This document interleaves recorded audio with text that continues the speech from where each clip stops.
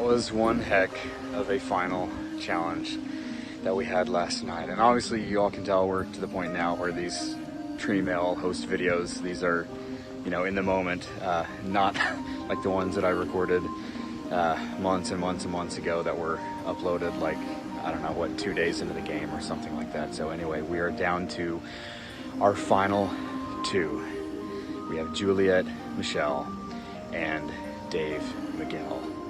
This is an awesome finale. I can't wait to wrap this up and see how it plays out. One longtime veteran and one basically brand new player. And you know, I've been doing a lot of reflecting during this this finale week of ours. Just the music that I'm playing right now means a lot to me. Take a listen for just a moment.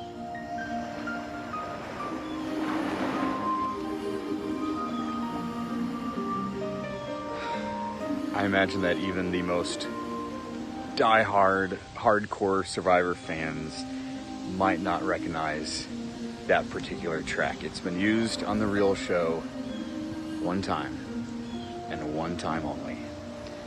It was for the finale of the very first season, Borneo, which is the first episode that I ever saw, was the finale of season 1. They used this track.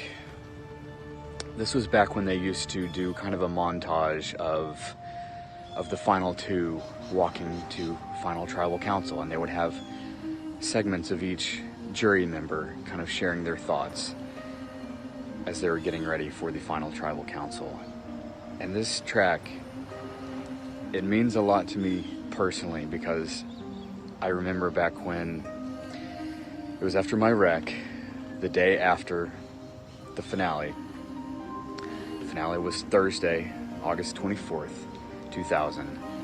And the wreck that I lived through was Friday morning, August 25th, 2000. And in the weeks that I was recuperating, I remember I would play that segment over and over and over again. And I would listen to that music and just the final two walking their path to the final tribal council and the thoughts that the jury members would share. And even at the time, I still didn't know what the backstory was. I didn't know how everybody arrived there. I knew the conclusion. I didn't know the backstories. And it was very therapeutic. I would watch that segment over and over and over, you know, on an old VHS tape back in the day. And, you know, I was dealing with some minor memory quirks. Not like memory loss, but like just things weren't coming to me. I would sit home. I would sit on my couch with stacks of photo albums, and I would flip through them, and I would quiz myself because I couldn't remember people's names.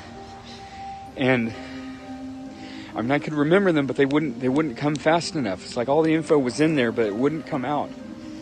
And it drove me crazy. Family, close friends, I would flip through pages, and I would see how long it would take me to remember their names. And then I'd flip through it again, and I'd try to do it faster, and I'd try to do it faster, and I'd try to do it faster every single time. And it was so hard to describe to people what it was like during those, I don't know, probably 3-4 weeks that I was really dealing with some minor memory quirks. You know how when you're talking to a friend and you're going, hey, you know that name of that movie that I saw, it was and it takes you about 3 seconds to find it. It was like that, but a lot longer, and for like everything. But I would watch those Survivor episodes because once I knew the finale, then they actually reran like an episode every night of the week. They went back through the whole series, and I got to see how it played out. And I just remember being so captivated by it. That music, I don't even think it exists anywhere on even any Survivor like compilation CDs. I've never found this track that's playing right now, but I was able to try to get it off the DVD and kind of loop it. But it's just, and it's such an interesting path that we've all taken to arrive not only in this particular season, but in just the life of these games.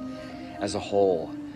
I could tell you all stories and bore you for years, but it's just amazing to me how we have all ended up as a part of this. And I'm grateful, so very grateful. I can't even put it in words, but we all have a backstory. And maybe some of you feel like you know your life conclusion, but maybe you don't know what your backstory means. Or maybe you feel like you know your backstory, but you don't know the conclusion yet. You know, every one of us has a story that's being written day by day by day. And it's something that we need to cherish and just hold close to our hearts.